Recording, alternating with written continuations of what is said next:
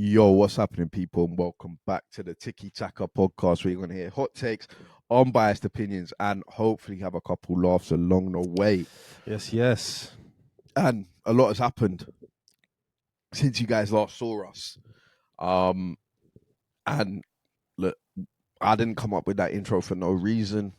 When I started the pod, I said unbiased conversations. Tottenham have won a trophy. Yeah. So if we're going to be unbiased, we're going to talk about it. And it's actually all right to talk about because they've won the trophy at the expense of Man the United. best possible team it could have happened The to. Red Devils.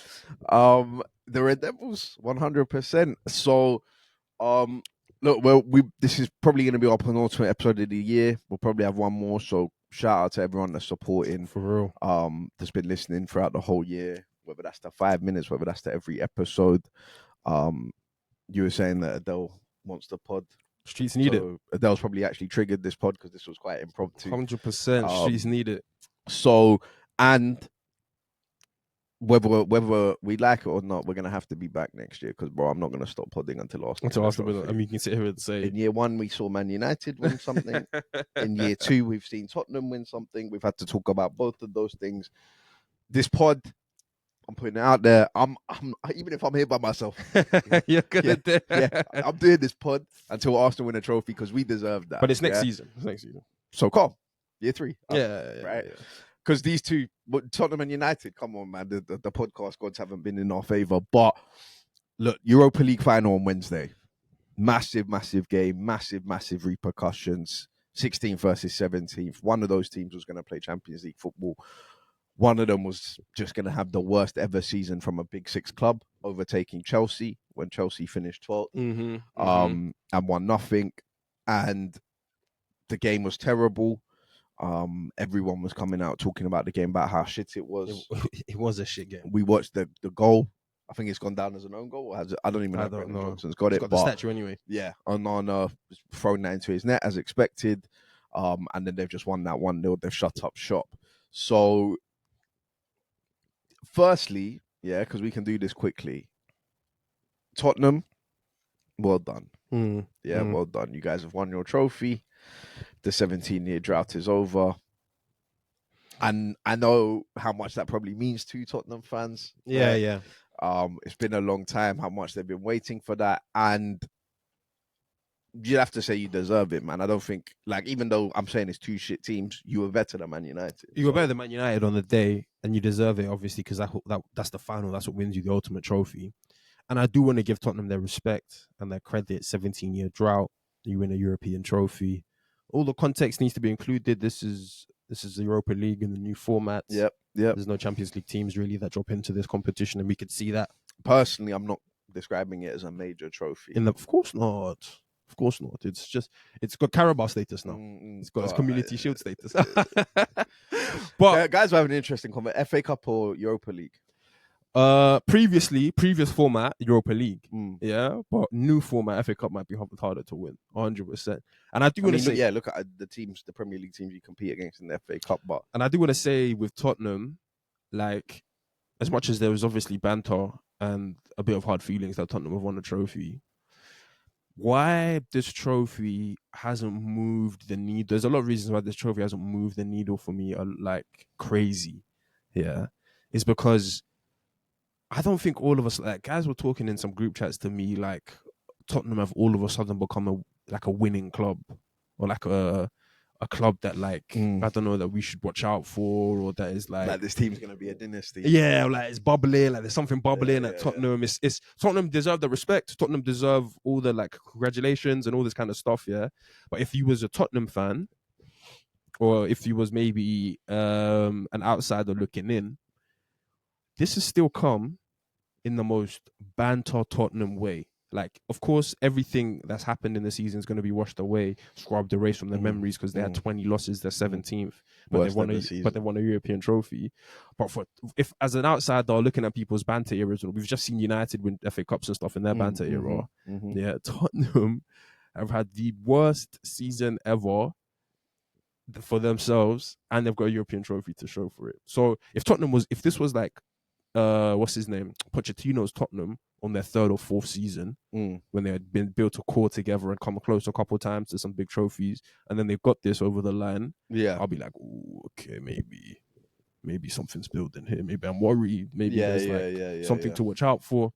But I don't necessarily feel like this Tottenham team is something to watch out for.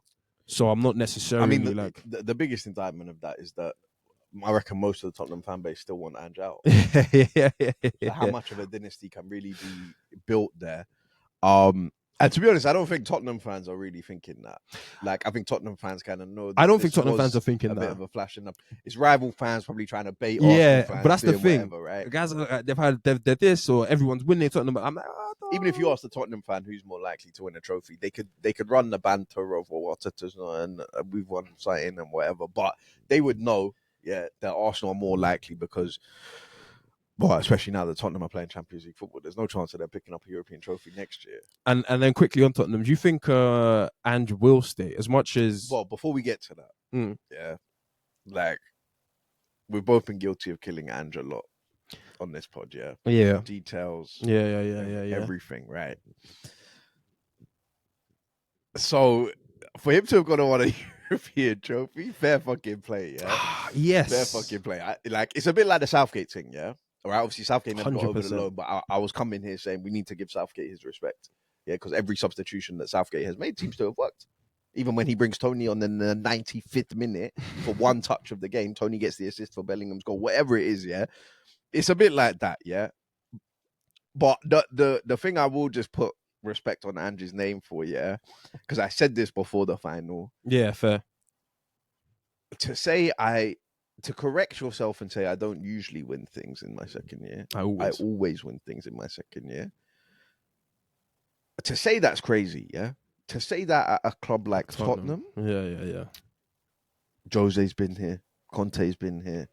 All of these guys. And I'm not putting Ange in that level of manager and whatever. Tottenham fans, well, he should be better than them. But for them. Tottenham fans should have him. I mean, Brendan Johnson has a better Spurs legacy than Harry Kane. Of course. Right? But fair play, man. Like that's a cold quote, whether I like it or not. As an Arsenal fan, that is a cold quote. Did you see that? It's Mourinho-esque. It's gonna go down in history. All of that. Did you see that Giannis video of your min song? I could go somewhere else. I could form a super team and do my part and win the trophy. But I prefer to do it the right way. Tottenham fan. I had one Tottenham fan saying to me that Kane ran from the grind. But Son, I mean, it's ironic. Son stayed. Kane actually probably has to get a rookie of the week for me, only because how can you and Son both win your first trophies in the same season? Yeah, but Son stayed. It seems like the joke always seems to be back on Harry Kane. I'd have Europa League over Bundesliga, especially if you're Bayern. Yeah. Any other team that wins the Bundesliga bar Bayern, that's a major trophy. Bro, the Bundesliga, that's a major not even a trophy. It's a shield. You get a shield for winning. It's like a plate you get for winning the Bundesliga. And the Europa League trophy, like that's one thing it probably does have over the FA Cup. It's a nicer looking trophy. They only made it a shield because Bayern win it all the time, and they didn't want to have to fucking fork out for a trophy every time. So look, that's I just need to give Ange's respect for that. Fair play, man. Like I still think Ange's a massive clown, but he does deserve respect for putting together a tournament run to get a trophy. So I'm torn because the quote is cold. Respect for that. No, the quote is cold. You got to get respect for that because it was a pipe dream, and he's turned it. He's literally pulled a rabbit out of the hat. He's literally pulled. There's no way Ange genuinely truly believed at points in the season that he was going to win a trophy this year. Yeah. And the reason I say it's a bit like Southgate as well is that when guys bring up the list of teams that Tottenham beat, it's nasty. Yeah, and Tottenham fans won't give a shit, and rightfully so. You shouldn't. Yeah. But Bodo, Frankfurt, Karabag, Ferenc Varos, like all of these guys, like Ange doesn't necessarily have to be a good manager to go and win those games, but it's that same thing. I always say you can only beat what's in front of you, innit? No, you can only beat what's in front of you. Everybody would be saying the same thing if Arsenal had done it or whatever, But I just feel like a lot of my criticisms about Ange are still valid. Like, I don't think Ange does look at the details. And I think it makes it so much more damning for Man United. Exactly, yeah. Because I don't use that as a transition. I don't think Ange has learnt. Exactly. I don't think if we both still believe that Ange isn't a details guy, he isn't like honed in on that stuff. But guys are saying, right, Man United fans in particular, that Amorim got tactically schooled, that's crazy. tactically outclassed by Ange, who's the guy that we're still saying about the details and whatever. Yeah, that's very worrying. Like, very worrying. Ange gets credit for playing Pape Sarr, Bentancur, and Bissouma. Go on, finish your point. But then, who else could he have played? Exactly. So, I think Ange has, because if I told you that Ange had Kulu, Madders, exactly, and Bergvall fits, and what midfield? Ange got Ange got Why all three of them in there?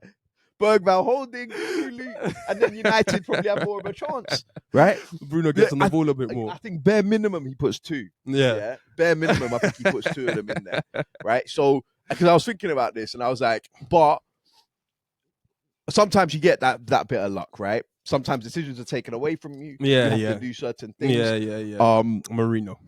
Yeah, right. Sometimes, yeah. And Ange got that bit of luck. He had to go with Pape Sarr, forced into that, and they just physically dominated Man United. He did get Richarlison right though. Right? Yeah. Richarlison on the left, that was a good shout. But from the Man United perspective and Amorim's perspective, yeah, they're the fully fit squad, isn't it? Apart from De Ligt and Martinez. Yeah, that's everyone. Right, De Ligt and Martinez, and obviously Xerxes was just coming back from injury, but he was still on the bench. So Amorim's got the fully fit squad to choose from. And defense wasn't their issue. Right, and Ange, in Ange's head, might have his first choice midfield 3 all out. Right, so if you took, and they're 3 creative players for Tottenham, yeah?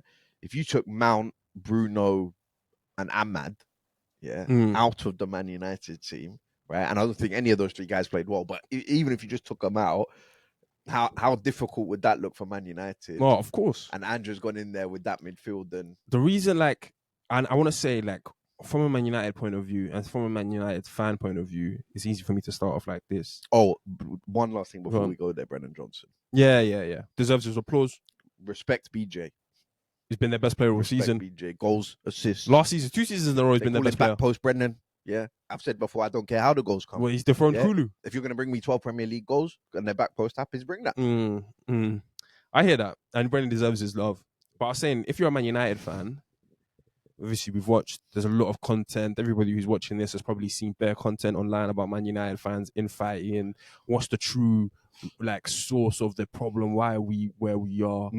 I want to say to Man United fans, you're all correct. All of you. Liban's right. Abs is right. Liez is right. Culture Cams is right. See, all of you guys are correct in your diagnosis of what's gone wrong at United, because everything's gone wrong at United. No one can hide. No one. It can't not be on Amorim, because we're gonna get into the game. Like, Amorim, I feel as if he's like a victim of his own stubbornness. I get it. Amorim wants to play his system. Amorim has his wing backs, and he likes to do these things, and he's calm, and he's always said from day one, I'm doing this regardless. This is why I got the job. And I'm still not saying that Amorim should be playing like 4-3-3 or anything like that. He can come and do his wing back thing. But to your point, to the point we've just made about Tottenham's 3 players being out, him already saying that we know Andrew's not going to change. We know what they are. We know who they are. We know how they play.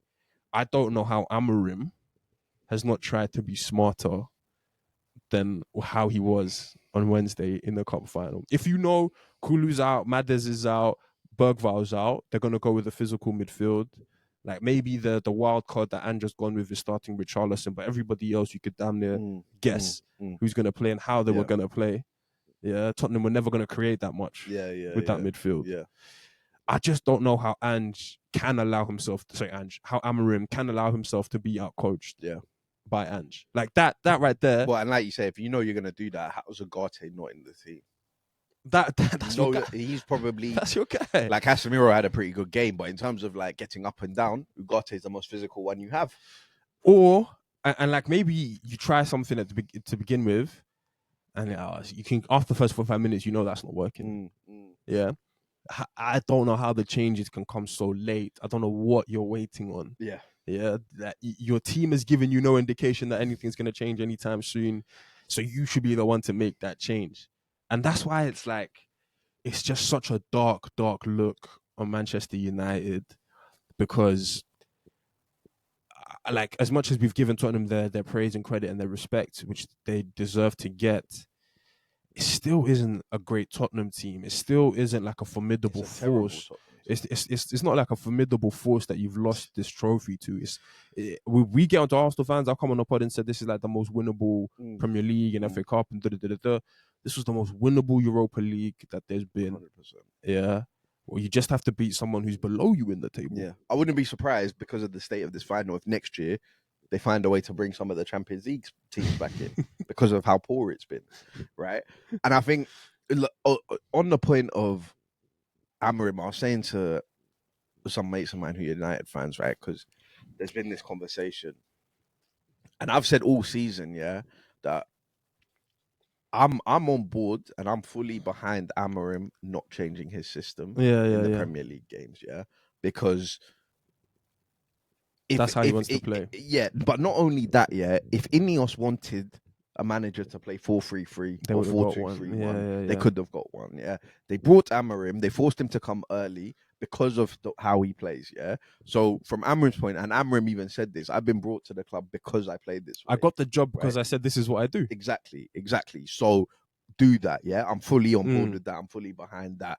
Even if you're losing, even if like we've said adapt, make tweaks, which I don't think he's done. Yeah. But ultimately, that's your system, that's your style of play. Run that, yeah.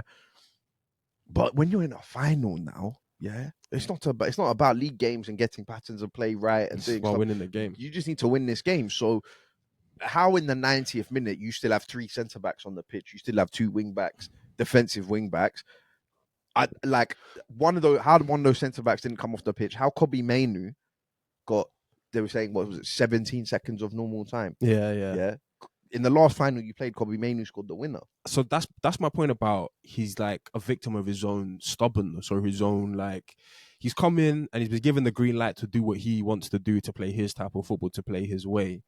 And he's done that irrespective of results because he thinks that the results will come if you play your way. And once the players come in and, you know, the like attitude changes in the dressing room and all this kind of stuff, the results will pick up.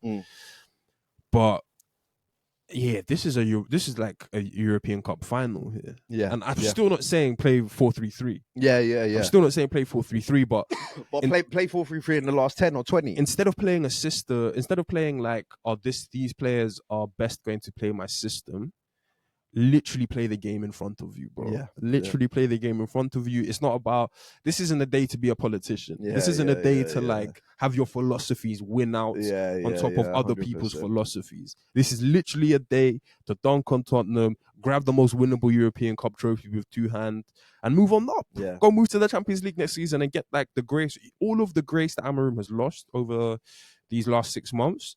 You can get that right back. When Amorim's on the flight back from Bilbao, he shouldn't be thinking, oh, well, this is all right because I stuck with my formation and guys have learned. No, when he's on the flight back from Bilbao, he should be thinking, well, I should have changed something. I should have done something different.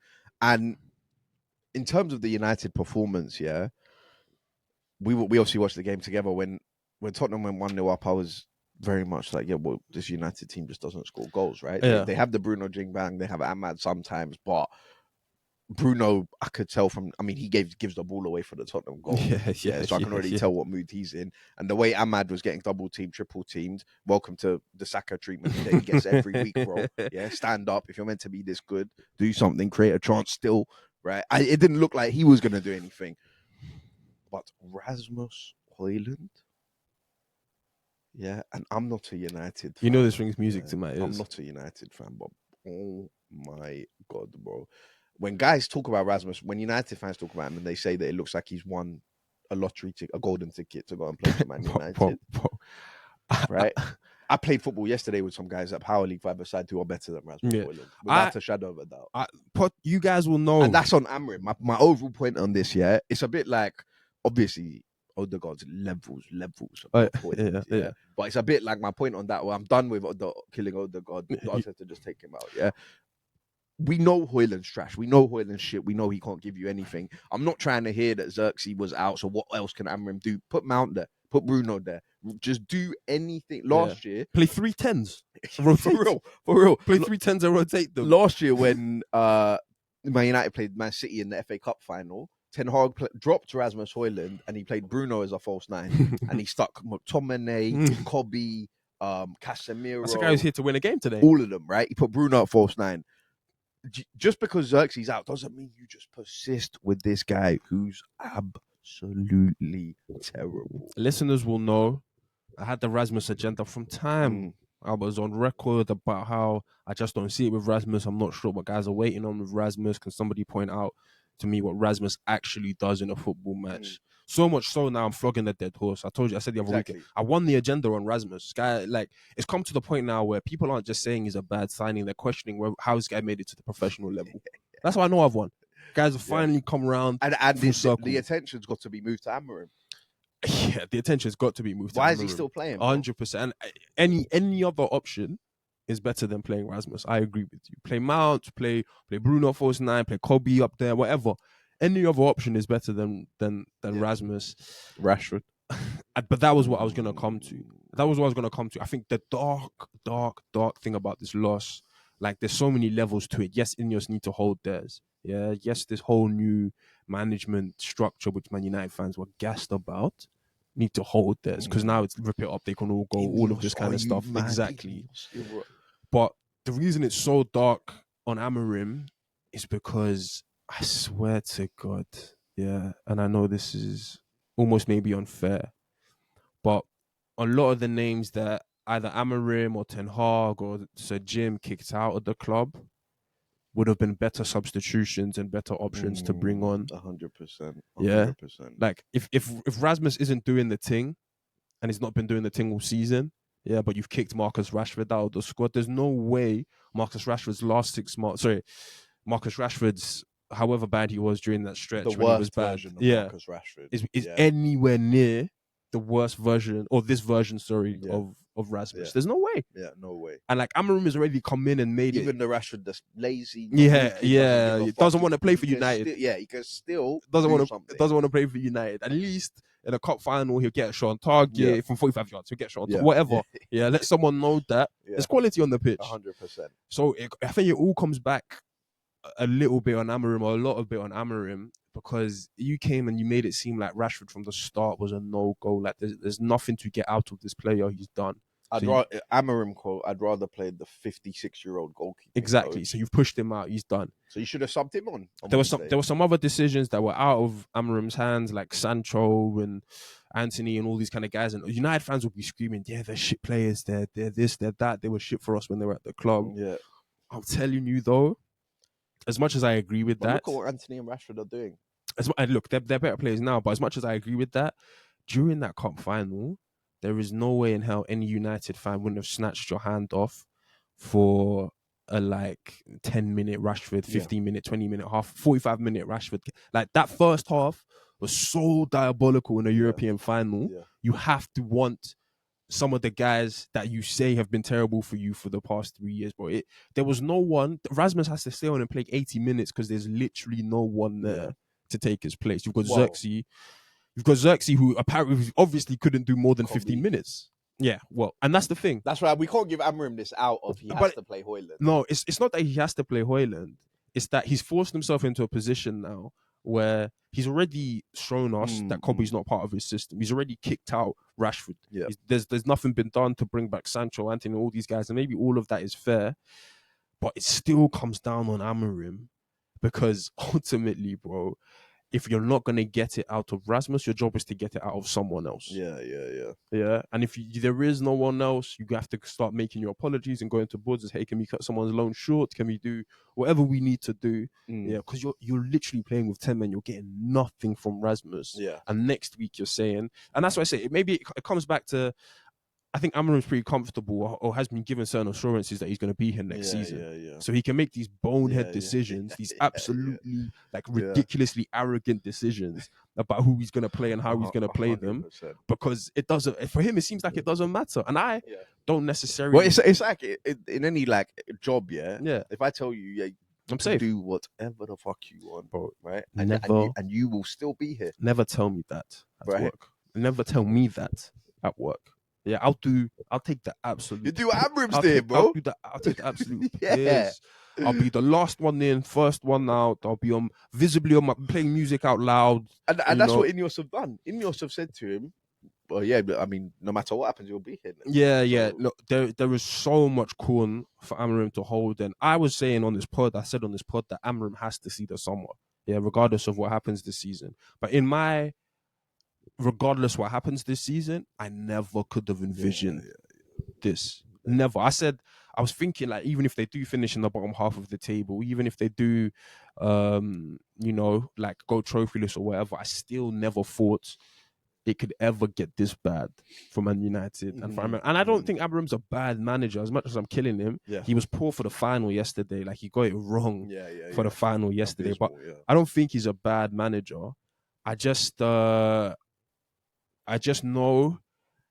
that sometimes I've always questioned whether the five at the back thing is going to work for Manchester United. I don't know if that's their thing. Yeah. But I just know that with Amorim being as stubborn as he is and the club being where they are and Amorim failing to meet, the difference between Amorim and Ten Hag is Amorim has all the love from the fans, or majority of the love from the fans, when things are shit. Yeah. And when it's time to win the big game, he doesn't win that big game. Whereas Ten Hag is the opposite. Ten Hag has all the hate from the fans. Even if they scam a win versus Brentford under Ten Hag, or scam a win versus Bournemouth under Ten Hag, there's still shit from the fans. But after they beat Man City, there was letters from the fans asking Ineos to keep Ten Hag. So that's my point, though. So that's my point is, like, with Ten Hag, he can do what it takes to get a result, to keep things ticking along. He gets a shit ton of hate for that. No identity, no this, no that. I can't believe you're playing this player, McTominay, Anthony, whatever. Yeah. But Ten Hag will win the game that he absolutely needs to win to keep his job, or to keep momentum high, or to keep spirits high, whatever. They used to talk about job on the line, Oli. Yeah. Right? And Oli just used to go on a run. And Ten Hag has that. So he would always get the additional grace period needed to keep his job alive. Amorim is the opposite, bro. Amorim, every time there's a game to win, to get that grace, to get that additional respite, relief, pressure off your back from fans or management or whatever it is, he loses that game. He loses that game. Like, even the Chelsea one the other week, like, it doesn't mean nothing for United if they beat Chelsea, but it meant that you would have destroyed Chelsea's season. Yeah. And that's the one you've lost at Wimper. Yeah. It's like, Amorim, you should have a huge grace period. Yeah, but you've had so many terrible defeats and so many crunch time defeats that fans are at the end of it like, oh, do we back him? Should he stay? Do I care whether he stays? Do I care whether he goes? I mean, we'll get on to like what this means for Man United and stuff, but the ladges Tottenham thing. Yeah. And like the confidence that nearly every United fan I know was already telling me that United have had a better season than us. Yeah. Right, already, because this trophy's in the bag and all of that, yeah. And to all those United fans, who's laughing now? Yeah, right.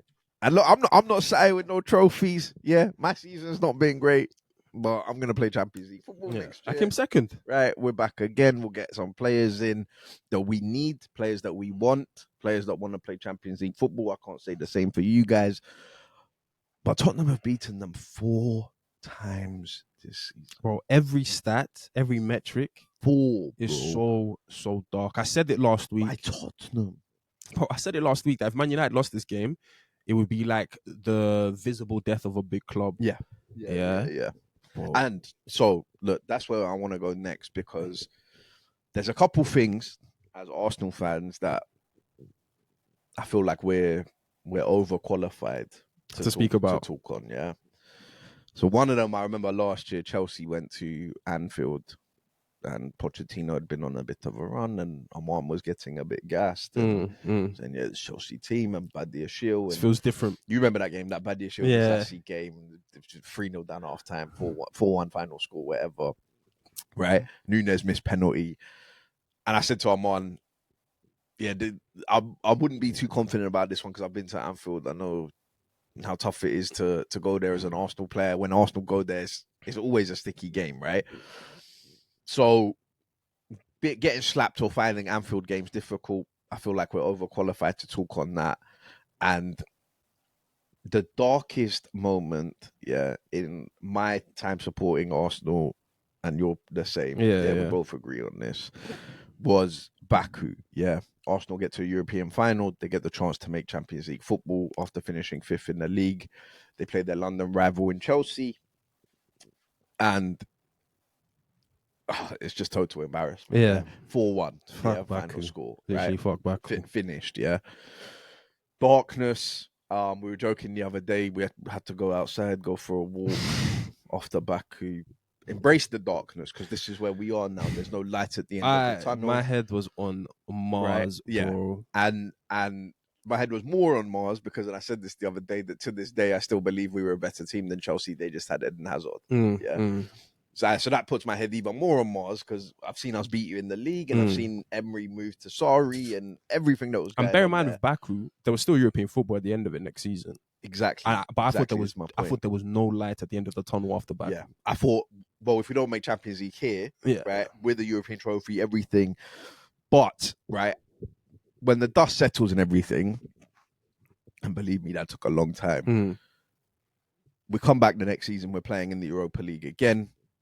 We should have made top 4 that year. We bottled it. Aubameyang missed penalty at Tottenham, and everything that happened afterwards. So there was still a level of belief that we're not that far away. Right? You get more players in and whatever.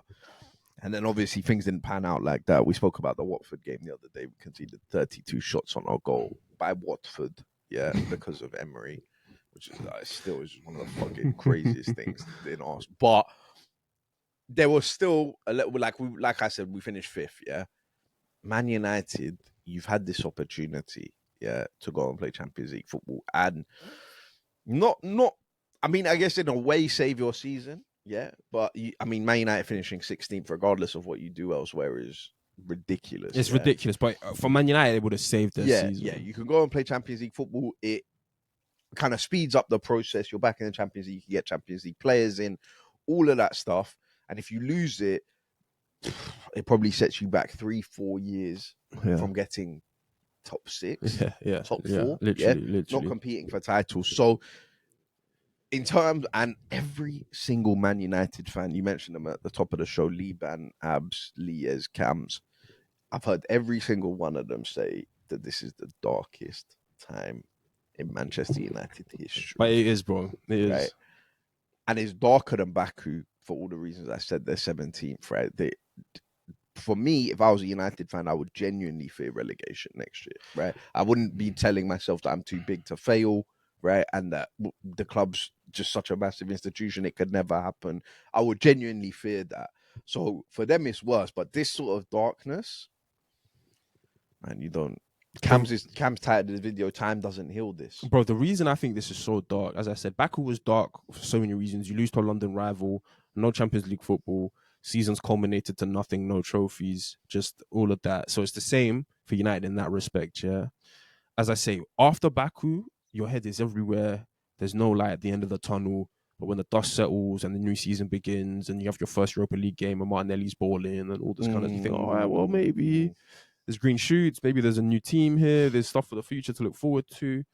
I think the stuff about United, though, the reason it's so dark is because, and maybe this is outside looking in, but I see almost no green shoots. I see almost no green shoots at the end of this tunnel. There's no light at the end of the tunnel. My United fans are bickering about whether they're Amorim in, Amorim out, Ineos in, Ineos out, certain player in, certain player out. Should Bruno go? Should we cash in on Bruno, rebuild? Should we let Kobe go? What happens if we let Kobe go and the next manager after 10 games wants to do 4-3-3 and we can, Kobe ball should be back type of thing. And that's going to go on all summer. Your transfer budget has been slashed. Your top targets that you guys get. My United fans what they were going to sign Gyökeres. All of that kind of stuff, is completely gone. And I think the worst thing is, and this is more important than the Amorim side for me, it's like, how much faith do you have in Ineos? Ineos, the same questions you have about Amorim, same sort of conversation. Has Amorim done enough to sort of prove to you that he's worth investing in, that he's worth like, let's carry on with this. Does he warrant the financial backing? Has Ineos done enough to let you know that they're serious guys, that they know what they're doing, that like they know how to run a football club? The only thing you hear coming out of Ineos these days is job cuts, barbecues, salary cuts, cutting corners to save and scrounge for whatever pennies we can get. I mean, you've already said it about Amorim, and I've been saying, I said when Amorim got the Man United job back in November or whatever, that I think Amorim's a good coach, and I still believe that, but Wednesday's making it hard for me to believe that. No, but I still believe he's a decent coach. Yeah. But I said then that he will fail at Man United because he won't be supplied with the tools he needs to be supplied with. And if you play a 4-3-3, if you play a 4-2-3-1, there is an element of, if your manager's good enough, you can fit a square peg into a round hole, right? Because the system's more balanced and whatever, and people can adapt, and it's not so kind of like specialist. Exactly, right? In a 5-back system with the wing backs, with the 2 10s, with a centre back that needs to go into midfield, so many of those positions are such specialist positions, that I don't have any faith in Ineos to go and buy the right players for that. Maybe they need. Dorgu's the only one they bought. And as much as Dorgu's maybe a wing back, I don't know what level Dorgu's going to get to or where he's going to get Man United to, right? And Man United fans / Amorim, sometimes they want Dorgu to play right wing back. Yeah, right. So apparently that's what Amorim does, and he plays inverted wing backs and whatever else, right? And I'm hearing United fans say, no, that's the sporting director or whoever that is, Omar Barada, whoever, should basically, when they sign a wing back for Amorim, they should do their research and make sure that player can also play in a back 4, I don't know if those guys exist. I was going to say. We talk about wing backs. It's specialist. It's a specialist formation. It's a specialist system with specialist profiles that need to be plugged. We had the conversation about DeMarco literally 2 weeks ago. And I was telling you that Italian guy said when he played in the 4 for Italy, he was one of the best fullbacks in the tournament. Bro, I said the thing about the Inter squad is they have 0 wingers. There's not a winger in. There's not someone to come off. Your starting lineup might not have wingers, and that's by design. But there's not even a winger off the bench. And every other club, one of their top 2 danger man, one of them's a winger. They're flair players. But it's by design. They do that on purpose. The reason I said every Man United fan is correct. If Man United fans are shitting on Amorim for some of his decisions, you're so right to do that. But if some Man United fans are saying it's not all Amorim, I also agree with that. Yes, the crop of players is shit, but I think Man United have shagged Amorim, demanding him to come midway through the season. Like whatever stocks the public had of Amorim at Sporting are fair, because that's a 3-year project. So he was there for like 4 years, won the league twice, all this kind of stuff. But demanding Amorim now or never, join us in November after our worst start ever. Morale is at the lowest it's ever been. And then give him the blank carpet to do whatever he wants. He hung himself with that rope, But Man United shagged him, because as I say, he's used up his grace period. They brought him into a sinking ship, and he's used up his grace period, and now his head's on the chopping block. Whereas if he had come in right now, if Ten Hag or Ruud had the season that Amorim's had. But then we come in and all of the season, see how Man United fans were saying, it doesn't matter what happens in the Premier League because we've got the Europa. They would be saying it doesn't matter what happens this season because we know Amorim's coming. And we're just going to sign Amorim's players. And you can start with the 5-back thing next season and have hope and morale boost thinking that things will change. Now you've got questions over the 5-back thing. You've got questions over Amorim. If Ineos sack... And he's lost the final to Tottenham. If Ineos sack Amorim, I'm not saying that that's a bad decision. I'm just saying it looks bad on Ineos. If Ineos back Amorim with 200-300 mil just to sack him in November that's like they did worse. Ten Hag, that's bad on Ineos. Ineos find themselves in this position, this whole new management structure, new CEO, new sporting director, new all of that. If we do find out that, I don't know, in the next, obviously the reports are that Amorim's, his job's safe and everything, but let's say Ineos have a change of heart and whatever, and in the next week or 2 weeks, they decide that Amorim's not their guy, I don't know what you think, but I don't think Amorim can have any complaints. No, he can't. He can't. I He knows don't that. think any United fan should flinch He knows at the that. news. I don't think any He knows United that. fan should even raise an eyebrow. Bro, I told you the stats, every stat you read is the darkest stat I've ever read in my life. Only 6 wins, 3 points since January. Whatever stat it is, it's the darkest stat I've ever read in my life. And this is about a big club, man. This is about the biggest club. So much so that like I told you I got my cousin in town. He's a Manchester United fan. He was like, "Oh, you won't believe it! Someone's just offered me box seats to United on the weekend." I do believe it. Exactly. I was like, bro, it's gonna be a cemetery, bro. OT's gonna be a cemetery. It's gonna be a morgue, like. And quickly, so we've done the game, we've done Amorim, we've done Ineos, but I can't believe I forgot to mention this guy, Puke Shaw. I mean, he epitomizes Ineos, Amorim, and Manchester United over the past. For real. But Puke Shaw, he went to the Euros, and this is kind of full circle back to the Southgate thing of like, and I remember you said when we were doing pods at the time in the Euros that nobody like tailors that line of genius and madman better than Southgate, He might have a rival in Ange now, right? But he took Luke Shaw. Luke Shaw hadn't played a minute for Man United in 4 or 5 months at that point. Took Luke Shaw. Luke Shaw wasn't fit all of the group stage, round of 16, quarter final. He played 45 minutes in the semi-final, and then I think he started the final, right? Comes back to Man United, and I think was he played for Man United? He might have played 1 or 2 games. Yeah. Right? Because Luke Shaw forced himself to get fit for England because he wanted to play for England because he thought that winning a trophy for England would be better for his career than doing something at Man United or being fully fit. He sacrificed his fitness for Man United. He's come back, somehow, because this seems to be a thing that Luke Shaw does. He just gets fit for finals. Somehow he's back fit for the final. And Amorim's just decided, well, that's my left centre back. That's my first choice. He's going to go out there. He's going to start the game. Now, Luke Shaw was terrible, right? And Luke Shaw should be sold. Man United fans are unanimous about that, should right? Be cut. They should pay him out of his contract. He's been there more than 10 years. And thank him for whatever he was 100%, 100%. But the point I want to make it, Luke Shaw comes back, he gets forced into that team, Mason Mount comes back, he gets forced into that team at the expense of Kobe or Garnacho, who even when Garnacho came on, created a threat. And I'm looking at those two guys, and I'm like, if Amorim, like Amorim obviously seems to love Mount because he always talks about Mount and how good Mount is, and Mount's a key player for us, and Luke Shaw. If those are the guys that you're going to hang your hat on, and those are the guys that you're going to be desperate to come back and get straight into the starting 11, I don't know how far you're going to go, bro.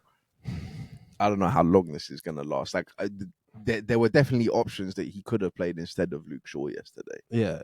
He had instead of the fact that he had Dallo on the bench. Yeah, for example, just move Mazraoui. Yeah, exactly. Because Mazraoui, Mazraoui is not a wing back. In there's no planet, there's no world, there's nothing where Mazraoui is a wing back. Bro, that stuff I said about Mazraoui at the start of the season. Yeah, it's come true. I'm thankful. It's come true. And it's not that Mazraoui's a bad player. Yeah. He's not. He's technically nice, but he's just that's it. That's it. He's technically nice. It's just all right. Yeah, look, it's gonna be a fun summer to watch for United. Like I really truly don't know how it shakes out. I really truly think it takes 3 to 4 years. I don't know how much they can sell their players for to put back into the squad. It's looking like Sir Jim, even if he does sell some players, needs that money up top to pay salaries and all this other stuff. Yeah. At least Casemiro's wages haven't gone up. It was so dark watching him next to Rio and Sir Alex and all of the old guard, 10-time trophy winners, major honours, you're used to the club at the top level. He must feel like such a fucking clown. He's sitting there doing politician interviews with Gary Neville. Let's touch on this, because some of the comments after, right, from Luke Shaw about we need to look in the mirror and ask ourselves if we're good enough to play for Man United. firstly, that's not your decision to make, yeah, Luke Shaw. I mean, I can categorically tell you, you're not good enough to play for Man United. But If you saying that, you're not. it's not about you coming out and saying we need to ask ourselves. That's not a decision for you to make, bro. Yeah. But forget about Luke Shaw because I've done my piece on Luke Shaw. United fans, if in the comments, if you hate Luke Shaw, let us know. Yeah. Amorim, like you say, the politician stuff. Yeah. You've just lost the European final to Tottenham. You've had the worst ever season. This chance to save it, all of that is all gone. And Amorim's coming out, I won't quit. And if the fans and the board don't feel I'm the right person, I then walk I away will with no leave compensation. with no compensation. He's opening that door. I don't think any Man United fans want to hear that. Yeah. I don't think any Man United fans want to. I think that's a rush of blood. This I think politician, this heroic stuff of I'll leave without compensation and I'll do if you don't think I'm the right person. Like, well, you just need to be coming out and telling us, well, telling United fans exactly how you're going to get back to where you need to be. I think that was a rush of blood to the head, bro. There's a little bit of ego because Amorim should quit. I genuinely think Amorim should walk away from this job. I don't think that he can turn it around. Like I think he can improve. I think he can obviously do better than a 17th place finish. But I don't think that he can really take the club where they need to go. And because like a large group of fans are already on a short tether, bro, that draw with Brighton, start of the season, that draw with Bournemouth. But we've had this conversation before, and like the pride and the ego of these managers. Yeah, I get it. And I also get, as I say, I would agree with you, right? I think he should walk because I don't think he's going to get back the way he should back, and his reputation will just go like yeah. Right, but if I'm looking at him, his pride, his ego, it was a similar thing with Ten Hag. I think these managers believe they dig in that 100%. they are the ones that would... And also they see the problems beyond just themselves at the club. They see the attitude of Garnacho, they see the attitude of Rashford, they see the attitude of Sir Jim or Berta and all these guys, and they're like, bro, I can't, as a single manager, I can affect what happens on the pitch, but this culture that I've been sort of brought into, this losing culture, this culture of it doesn't. Everyone's come out and spoke about the culture at United and how poor it is. Jude went there and was like, I don't want to be anywhere near this club. You know? So there is stuff that's out of their control, which I think makes them dig in even more. And like, I'm not the issue here, or I'm not the sole issue here, trust me. But bro, I just think that when you lose the game, when you only win 6 games and you lose the games that you've lost, and I just think Man United's going to eat up like almost any manager right now. And that's why I think Amorim should walk. I don't think Amorim can sit. I think he's thinking like, you know, things can change quickly. I can hit a home run out the park and like save my career in the club. And I'm thinking like, I don't think Amorim, I just don't think that you can hit that home run at United. I just don't think you can hit that home run at United. So you might as well walk because like Ten Hag, you can maybe go Leverkusen or you can go somewhere else and just go and have a fine career and be a manager in that. You know, so, it's a very, very, very convoluted thing. And I was going to say, finally, like, again, everybody's right. Like, I agree that Amorim shouldn't change his system if that's what he's been brought in to do. But I also agree that a 40-year-old manager, young, like Amorim, starting off his career, shouldn't be so rigid to a single formation and a single system. Did you see they were bringing up the clip of Thomas Frank? yeah, that was nasty. Talking about that's the most best managers adapt. That's the most adaptable. Pep Guardiola, the 4 centre backs, and Thomas Frank will play a 5 or 4 and a 3 in three consecutive weeks of football. Right? Yeah. You know, so. Like, I agree that Amorim... But even, it's more so, like, even Thomas Frank's played 4-3-3 a lot of this season, but it hasn't been the same variation. Yeah. And he'll change according to the opponent. Like, you can play... If Amorim wants to play 3-4-3, you can play that. But yeah. There's got to be different patterns, different things that you do compared to the opposition, which we just haven't seen. As I say, everything is the issue. Like, everybody who has an opinion about what's wrong at United, bro, you can drive that angle and you can write an essay and hit gold, get full marks. Yeah, there's every argument, every angle. I hear it. I hear that. But when you're 17th, when you're a big club like Manchester United and you're 17th, it's not that just one thing has gone wrong. It's not that just 2 things have gone wrong. It's not just because Rashford's left or just because someone got injured that you've now finished 17th. We were talking about where their squad should finish, and we're saying maybe that they've got the 8th or the 10th, whatever best squad. They finished 7 or 8 places lower than that. Yeah. like they're not gonna crack 40 points. I just think that Yo, I still don't know if they're that far off really, the 8th best squad or the 10th best squad. Garnacho is not the best winger in the league by any stretch of the imagination, but a lot of the teams above him would kill for a winger like Garnacho. Would kill for someone who has that sort of directness and explosivity, can sometimes have end product and all this kind of stuff. So, and that's not a starter for Man United, maybe. If everybody's fit or whatever it is. So it shows the level of the squad. I mean, the wages, the wage bill. You just can't have wage bills like that and be where you are. You know, 100%. Everything's the issue. And look, long may it rain, man. This whole United like shitstorm, this whole I feel like it will rain for a long time. And hopefully Leeds, Sunderland, Burnley, they come with something next year. I think if they can put some pressure on. I think if Amorim stays, like I just think not making Champions League means they can maybe sign maximum of 3 players. Yeah. So a lot of the guys that Amorim's already cussed out and has already said aren't good enough and has already said this and that about have to be here next season. Have to be here next season. So it's like, as I say, man, that one loss to Bournemouth or Brighton or draw that should have been a win, whatever it is. This season, the feeling is that taste in your mouth is right there again. And look, to top it all off, they've got a home game on Sunday. Yeah, they're getting. So the dark days aren't over. I said the dark days aren't over. This is just the beginning. And even if the club come and announce support for Amorim, it brings more darkness. To Infighting and Amorim in versus Amorim out. It brings more darkness. But look, we know United are in a dark place.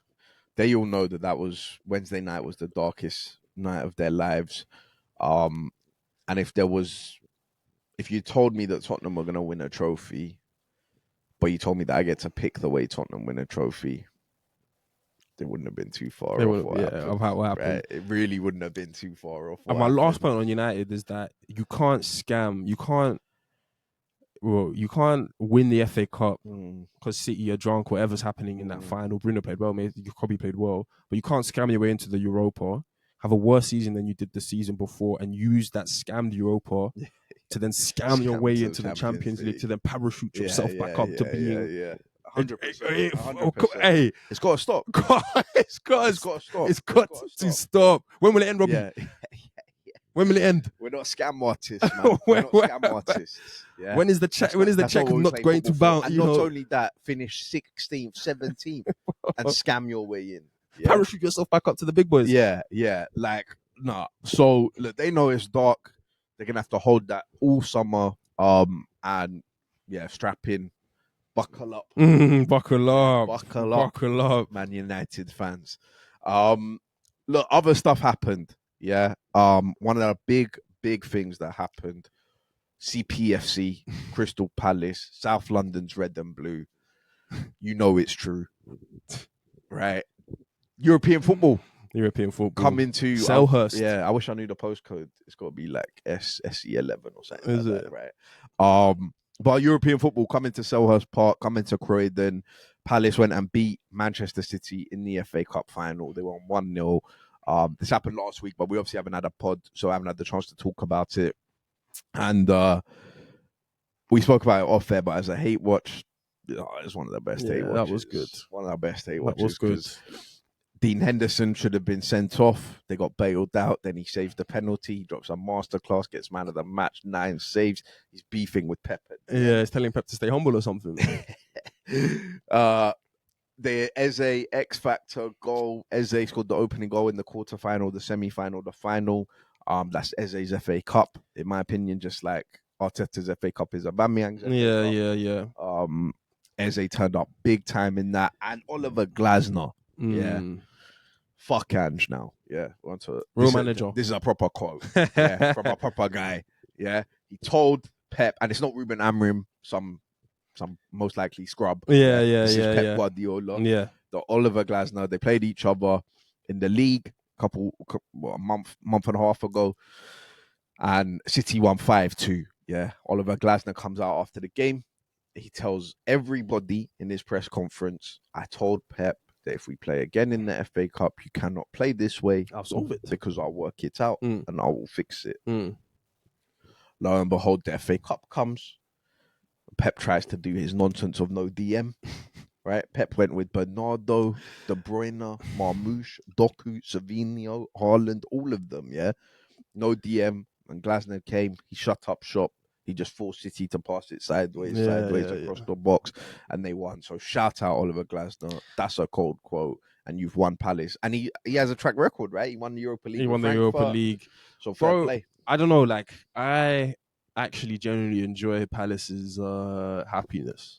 You know, like I don't hate Crystal Palace. I don't hate Crystal Palace. I just hate the fixture at Selhurst. I hate the fixture. We've spoken about it. Of course. Like, that is to be hated.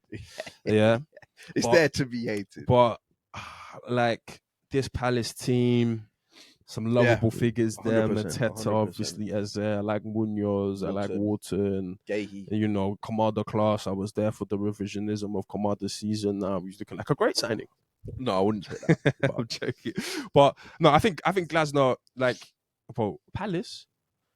Palace, people never speak about Palace. There's nothing to speak about. They're always 12. Exactly. There's nothing. No one says big summer for Palace this season. Palace never go up. And, like Brentford, they've gone up. Fulham, European, Brighton, Hursular, right? So it's good to see some love for a team that never always gets love. They dunked on City. Like, it doesn't get better than that. Pep is having a trophyless season. Yeah, there's gonna have to be 700 million spent in the summer. Remember Pep? This was like months ago. Pep was like, he's like, no watches. There's gonna be no watches and gifts for the team. We don't deserve it. We've been terrible. Yeah, just a quick reference. Glasner, what formation does he play? And how many of his players has he signed? Yeah. Not that many, I don't think. Literally. But yeah, I mean, the thing is, with the whole Crystal Palace Glasner thing, is that they speak about Glasner. We saw I'm blanking on his name now, but their chairman, Steve Parish, come out and speak about Glasner. Like, he's changed our lives. I have completely. The manager came in, he told us from day one, why are we accepting second and not winning anything? And, you know, they speak about Glasner like he was, you know, like a miracle worker, and he kind of has done that for Crystal Palace. Bro, I guess South London have won a trophy. Crystal Palace, Man City go trophyless. It was a great game. Yeah, like the 1-0 losses in cup finals. That hate watch. You haven't scored a goal. Shut out. The shot come nullified. Cup final. You were saying in the United game, not to go back to it, but you were saying like you didn't think United were going to score, and I was saying United it's a cup final. Yeah. I was like, one isn't going to be enough for Tottenham because it's a cup final, and sure. Well, you're United fans. They were expecting Heritage to get on the score sheet. I thought the exact same thing with the City one. The way City were just piling on pressure. I just thought this is inevitable that City get theirs. And he pointed to the penalty spot. He's done his job. O'Reilly had one. Yeah. Echeverry. Who Pep decided to give his debut in the cup final. What did Pep say afterwards? He was like, he's like, I'm an inspiration. I'm an inspiration to myself. So I bring this guy on and but look, we don't need to talk about the City side because no one really cares. No one cares. Just an interesting conversation. It is very Twitter. It is very online, but Wilfried Zaha is one of my favorite players I've ever seen play in the Premier League. I was gutted when he left the league. And Abere Eze, we both want at Arsenal. Said that last year.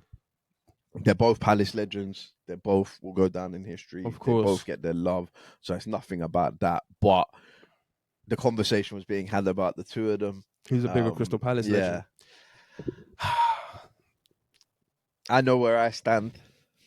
I think it's tough, and this might be a cop-out answer. I think the bigger legend will be Eze, over time, because he's got the trophy, and this is their first ever trophy. Yeah. And I don't even think going into the season, Crystal Palace fans were like, this Crystal Palace team should win a trophy. 100%. No, they won't. Yeah. So Eze has to get, you mentioned it, quarterfinals, semi-finals, finals, goal.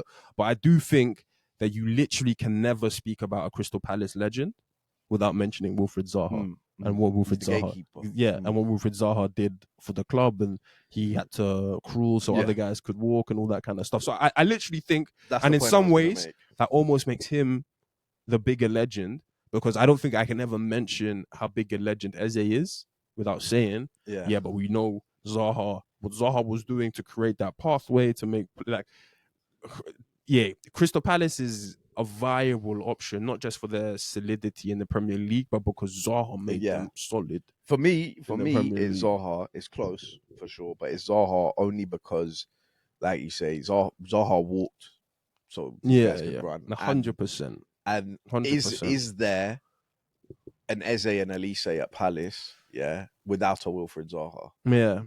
No, there isn't. I would categorically say there isn't, and like, football's funny because it's kind of about timings and all this kind of stuff. Like if Zaha had a Mateta type strike, he had Benteke. Zaha literally dragged them through the abyss of the He had Championship. Benteke and guys up to the Prem. for a lot of his time at Crystal Palace, and the team really couldn't finish anywhere more than 12th. Yeah. Maybe this Crystal Palace team was underachieved. They weren't meant to win a trophy because of they weren't meant to win a trophy, but they weren't. They could have potentially pushed on like a Brentford and maybe made a 10th or 8th or 9th place finish.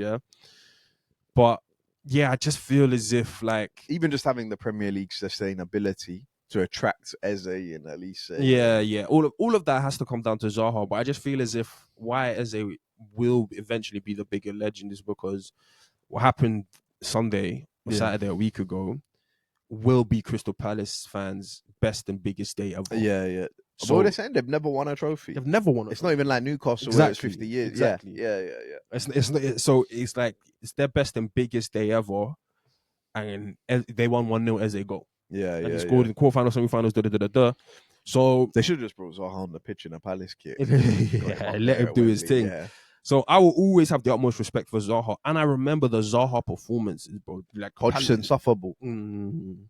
I remember the Zaha Glasner, nice triangles. It's not just that Zaha was like an all right player for Crystal Palace. He was the talisman. Like he would literally I can't say one-off win, but that Selhurst Park big win that would happen, be it on United, on Arsenal, on whoever it was fully engineered by Zaha. CC Tanganga. I love that one. Yeah, it's fully engineered by Zaha. So I say Eze, but I will never throw smut or dirt on Zaha's name, and effectively it feels as if he has won the FA Cup for Crystal Palace because of all the hard work he put in to make sure that guys like Eze and Elise and even Mateta are at the level or play with a certain sort of like pride and passion for Crystal Palace. And the Palace can attract those players. Yeah, 100. Glasner. Even coming down to Glasner. 100%. But yeah, that's just a debate. Let us know what you guys think in the comments. Both of them are Palace legends now for sure. So we'll move it on. And quickly, before we go to MVPs and Rookies of the Week, Goodison Park, they said their goodbyes last week. Seemed like some emotional scenes there. Duncan Ferguson on the pitch, Wayne Rooney talking about the stadium. And I said to you when it was announced that they were leaving, I'm so glad that we don't have to go to Goodison anymore. That's always a bit like Selhurst. In some ways even worse than Selhurst, because recently our Selhurst record hasn't been too bad. But Goodison is just always fucking long. It always seems to be a 12:30 game, and it's just a shit show. But they're moving to a bigger stadium. I think all Everton fans kind of accept that, like, that's what's needed, that's what's necessary for them to go on. I just wanted to talk about any of doesn't have to be Arsenal related, but it can be, of your memories of Goodison Park, whether they're good or bad, but just because it's an old school ground, the atmosphere. First thing I'll say is, and this is like maybe a bit of a hater, I just feel like Everton are going to be shit in their new stadium. I don't think new stadiums start off very well. I feel like maybe and I feel like Goodison helps them a lot with the crowd. I'm putting this that move. Bowling ground used to be a place I was like, I don't know how I feel about the bowling ground this weekend. And then when London Stadium, they're like 20 yards away. I'm like London Stadium. I'm like, I think we can get something at the London Stadium. You know, 100%. Like I just even Highbury to the Emirates. Yeah. Like it's tough, especially those tight knit grounds where fans are on top of you, and maybe a club has a bit of an underdog mentality. You know, gears up guys. When you go to the big stadium, you feel you've gone corporate and Yeah, Are we there's really more space to yeah, play and more yeah. time They're on the serving ball and different beers on 100%. tap. Does this feel the 100%. same? Yeah. That's just a sidebar. But in terms of the financial aspects Of of it, and course, they all, we're need to bringing do in that. more money 100% and they need to do that. My worst memory at Goodison Park, the one that really sticks out for me, is the Damari Gray. I was gonna say Damari Gray. Like 90th That was a minute horrible off one. the post dagger. It was worse hearing what Ashley Williams, and guys had to say in post match.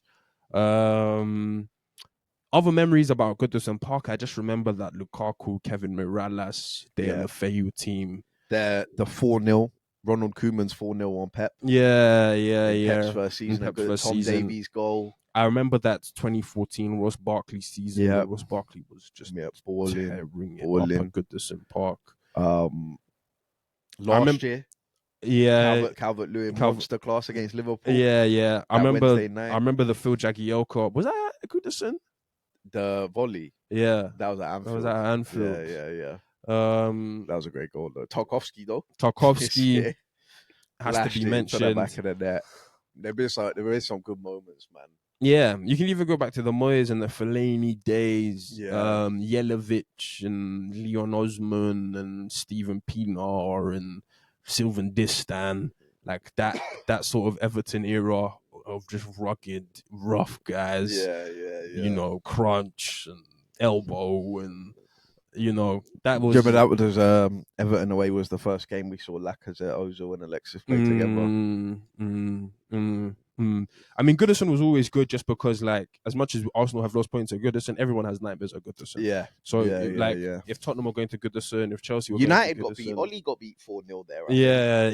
There were certain times. There would always be a certain time in the season when you could rely on Goodison to do you a favor. A team needs a win, and they go to Goodison and they get turned over.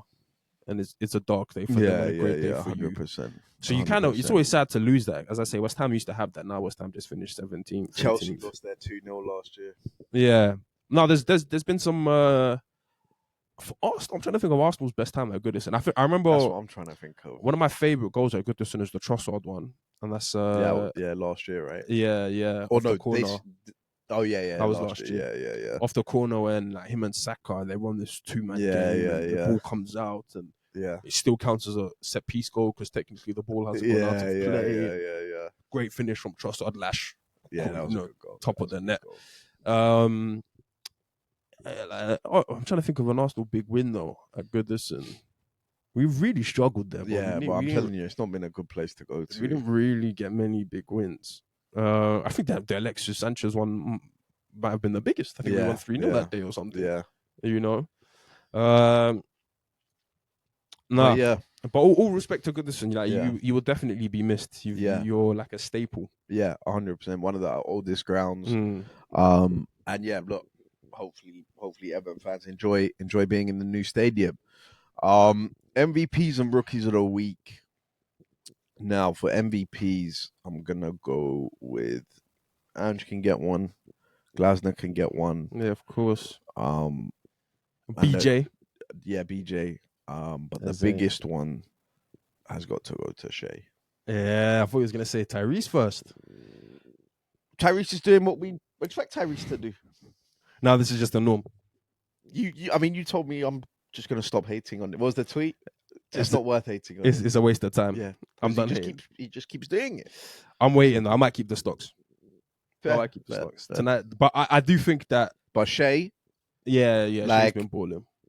Like I came into the Pacers Knicks series like somewhat believing that the Pacers will win and make the finals, and I know the Knicks are. I mean, to be honest, Jalen Brunson could even get one before Tyrese, maybe, because Jalen Brunson, I said this before, he might just be the best player in the league. Yeah? Mm-hmm. I know Shea got MVP, but what I see from Jalen Brunson, it's not like the Lamine Yamal is just, this guy is just, that's it. Yeah. But it's a bit like that with Jalen Brunson. Like this guy, like I don't need to know the stats. I don't need to see everything. But this guy might just be the best. But Shea, I expected Minnesota to win. And they still might, but going down 2-0 now. To a defensive team. Yeah, losing those, and they're keeping them to like less than 70, 80 points. It's crazy. Right? And Shea, I think 30 plus yesterday, 28 in the first game. 36 or You were putting 38 pressure on yesterday. him, but yeah, Shea Yeah, I was putting pressure on him, and MVP. he's exceeded, bro. They're all doing their thing. Caruso. And I feel like it's only right. We came up with MVPs and rookies following basketball. Shea got his MVP this week. The actual MVP. It's MVP. probably only right. Yeah, he definitely needs that. I'm gonna give Jokic an MVP as well for taking this OKC team, the super team, to a 7-game series. Seems like they should have been nowhere near this team at all, especially if they make. And he gets an MVP because he was let down. Yeah. See the rookies. I've got one coming. Especially if OKC make handiwork of the Timberwolves, who've made handiwork of everybody else. Yeah. I'm looking at that whole thing differently. Yeah, maybe 100%. I misjudged what was going on in that series. MVPs on my side, obviously you mentioned a lot of the football guys. I like Declan Rice as well because that was a banger against Newcastle. That was an absolute scream. That's a big win. I don't know. Maybe I'll give. Actually, no, I won't. I don't know. I think we have a lot of the same ones. There's not much that's happened. You could give one to Tyrese. Tyrese World. You know what? The chokehold.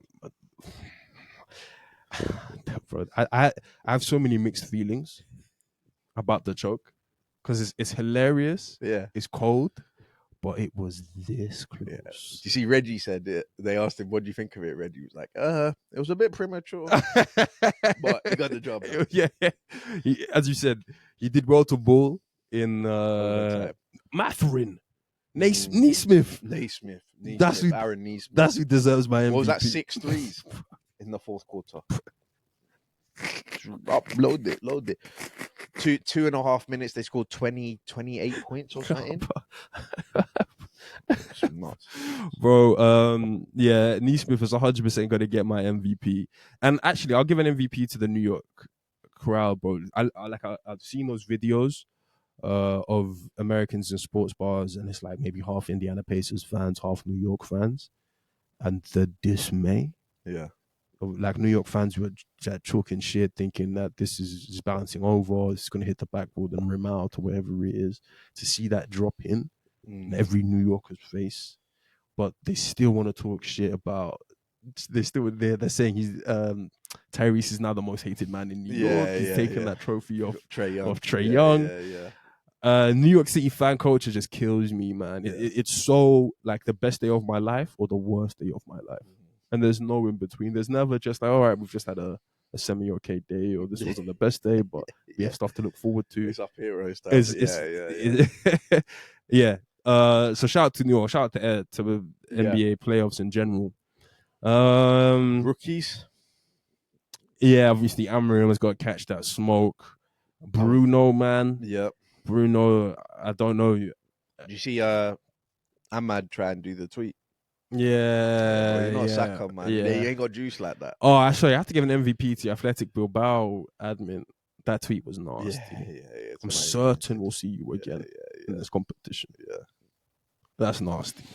I've also got 2 guys who I actually think are quite similar in James Maddison and Jamal Murray as my rookies. That's nasty. I'm not letting you do that. One of them has a chip. Maddison's got your No. Both of them, they seem to not turn up in the biggest occasions. The flu. Oh, the flu game. If you cashed in the flu game 6. Game 7 was too much now. They tend not to turn up. Game 7, Jokic, he just gave an MVP. His supporting cast, Jamal Murray, put up a cool 13 points. I've seen him do that before for Canada. And James Maddison, fine. You want to go into full kit. When you get the photos, that was the full kit though is nasty. It's nasty, yeah. But if we're being real, yeah, if I'm like out injured, yeah, if you're a Tottenham player, you're turning up full kit. Yeah, Arsenal player, whoever I play for, yeah, that photo is gonna go up in my house, whatever. I don't want to be in like a street clothes or tracksuit. It was so obvious that I didn't participate in this. I want to be in the kit, so in 50 years' time, when nobody actually remembers who played in the game, they'll just see me in the kit, right? So it's nasty. 100%, I agree with you, but that I can understand. Why I saw James Maddison on every media CBS, platform, Sky, doing every Twitter. interview, throwing his dart at Roy Keane. Why I saw James Maddison doing all of that when he had 0 minutes on the pitch, bro, come on, man. Have some self-respect, bro. Let Brendan Johnson go to CBS. But you know, Maddis has Let Mickey van der Ven do Sky. zero self-awareness. Zero self-awareness. Well, he was honestly acting like he just bagged the winner. He has zero self-awareness. And yeah, I'll also give an MVP to Richarlison and Romero because they're both gonna leave. And like it's gonna not be, it'll be funny to watch them leave, and they're not gonna force their way out, but I can look a South American in the eye and know when this is his last game for a football club. And I look Romero in the eye, and I knew when it was Lucas Moura. Yeah. I knew when it was Giovanni Lo Celso. Several times is there. I looked both of those guys, Davinson Sanchez. Yeah, Emerson Royale. I looked them in the eyes and I was like, yeah, this is their last He's game. done now, yeah. They know the that. Thiago Motta. Yeah. Off you go. Yeah, any more? I think that's it from me. Nah. Well, look, thank you guys for listening. United fans, let us know how you're feeling in the comments. Let us know where the light at the end of the tunnel is coming from for you. Yeah. If you can even see it. That's what I want to know the most. Even see it. But yeah, let us know how you feel. We promise not to laugh at you publicly. Tottenham fans, you're probably up. You might want to drop some comments for us. You might want to tell us about where Arteta and what phase are we in and all of that. You might want to do that. Go to the comments, run it up. Most importantly, subscribe. We don't want to see another video where most of the watch time's from guys who's not subscribed. So subscribe, like the video, leave a comment, and we'll see you next week for the last one. Peace.